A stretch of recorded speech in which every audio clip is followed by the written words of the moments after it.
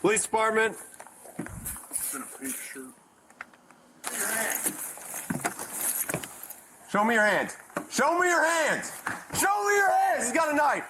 Hey man, 35 drop C, the knife. signal 13. Drop the knife. Drop the knife. Drop the knife. Do not go back in the house. Do not go back in the house. Please, Show me your hands. drop the knife. Drop it. Drop it now. Drop it. Drop it. The knife. 35C is trying to take off in a car, Kansas 307, Paul David X-ray. It's going to be a Chevy Equinox, black color. There's car tracking at 45C. Get there.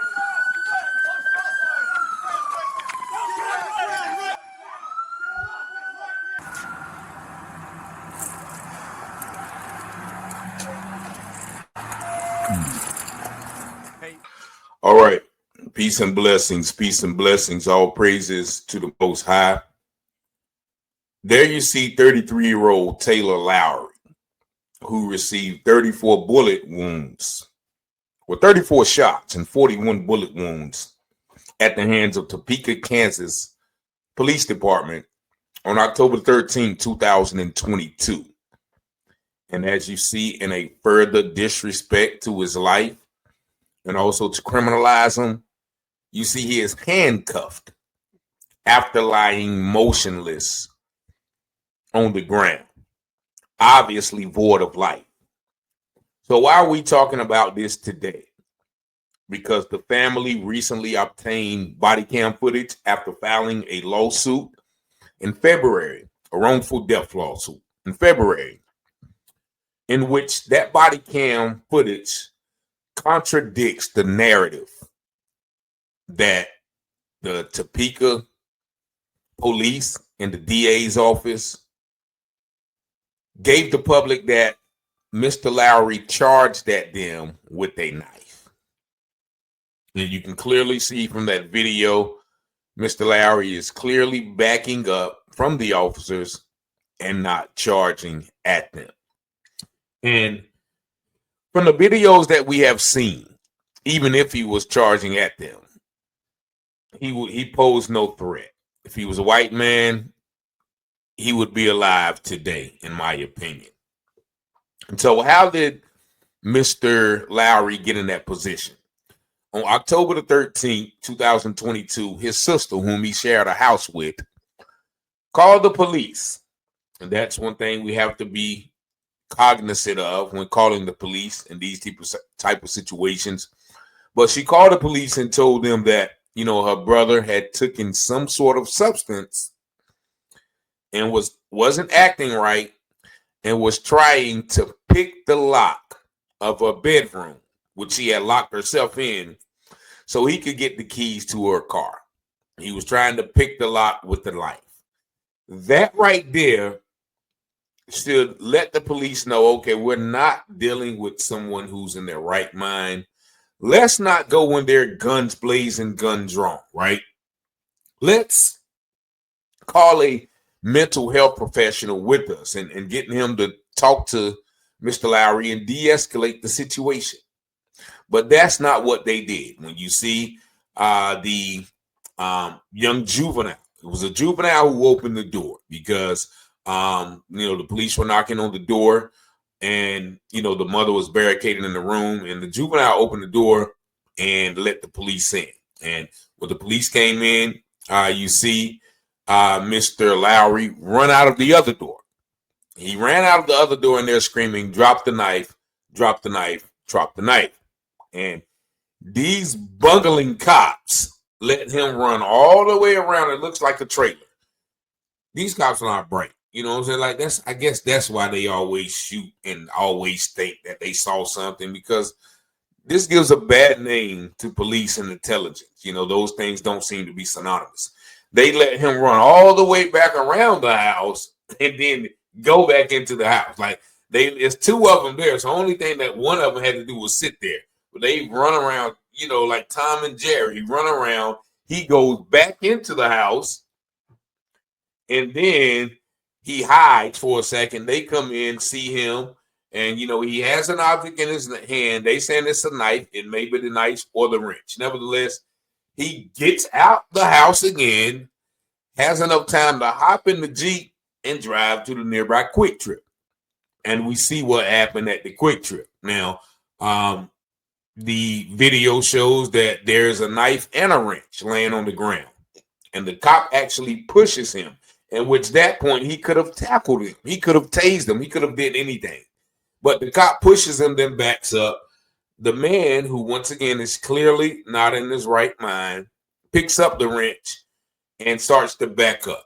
As soon as he does that, he is riddled 34 times with gunfire from 5 different police officers. And then, of course, he expired on the scene.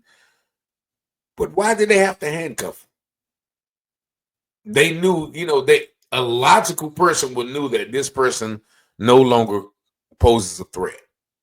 And I guess they can ignore the narrative that they always say, well, police offered medical assistance until, ambulance came, because there was no medical assistance.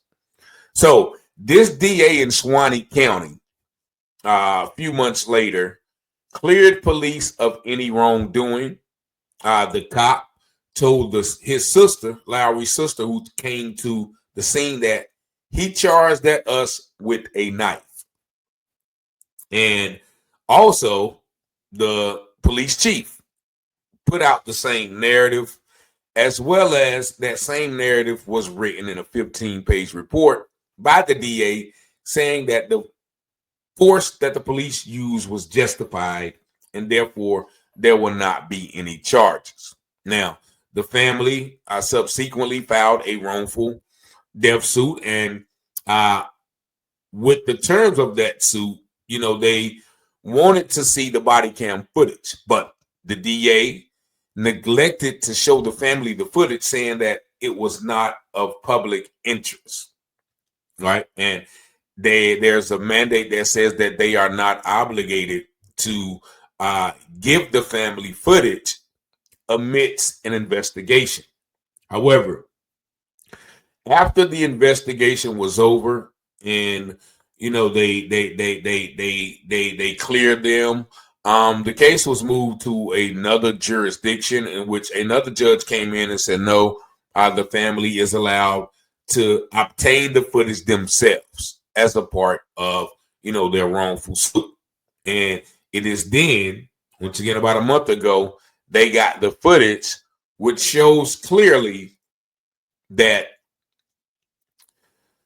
Mr. Lowry did not charge at them with a knife. Actually, he had a wrench in his hand, and the knife, if you look closely on that video, was about less than a foot away from one of the officers who took this man's life.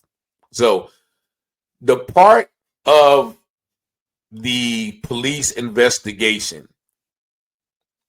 that refused to allow the family the body cam is actually a criminal cover-up.